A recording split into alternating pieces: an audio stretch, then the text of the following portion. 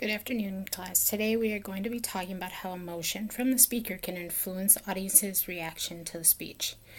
If we think about times when situations have led us to be emotional, our words have been more meaningful.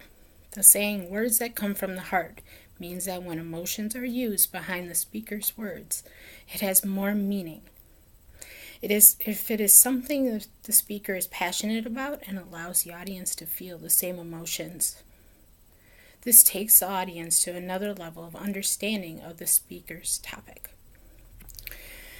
During my speech that I evaluated, which is Elie Wiesel's dedication of Yad Vashem Holocaust History Museum, you are able to see the pain and sadness about his topic while he's talking, and also while making you want to listen to what he's saying, because you can feel that passion.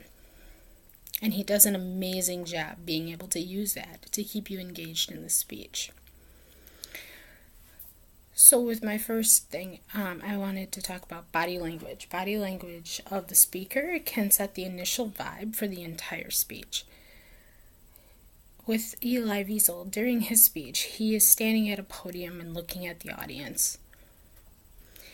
And with this speech, that makes perfect sense because he is not meant to have a lot of energy. It's a very sad moment. He's not meant to be bouncing around the stage or having a lot of excitement. But he was still able to show his emotion without needing to move around. You could hear it in his words and his message that he was saying to you. And according to 6minutes.com, your connection to the audience is strongest when you effectively transfer your emotion to them. So he was able to do that just by what he was saying, the topic he was talking about, his words, his passion behind the topic.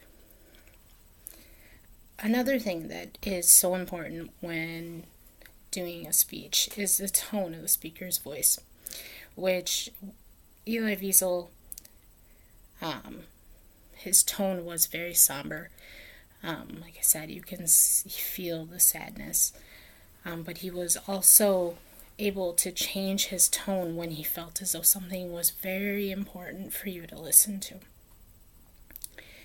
Something he says in his speech, it's at the end he says that we must all be the messengers.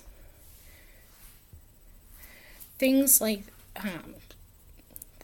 this that are still happening around the world, just not at the same scale as the Holocaust. So what I take that he means is that if we do not teach our children about these atrocities that have happened in history, history will very likely repeat itself. So telling us that we need to be the messenger is his way of saying, say something, talk about what you are impassioned about, talk about these horrible things that have happened in history, and and hopefully somebody will listen. One of the big things, though, that I think is the most difficult part about public speaking is how to control your emotions, which he was able to do so well. He was able to still be very, very sad, and you could feel that, but he wasn't in tears, he wasn't crying, but you still could feel it. And according to gingerpublicspeaking.com, great intonation is one sure way of bringing a sense of entertainment and energy into your speaking.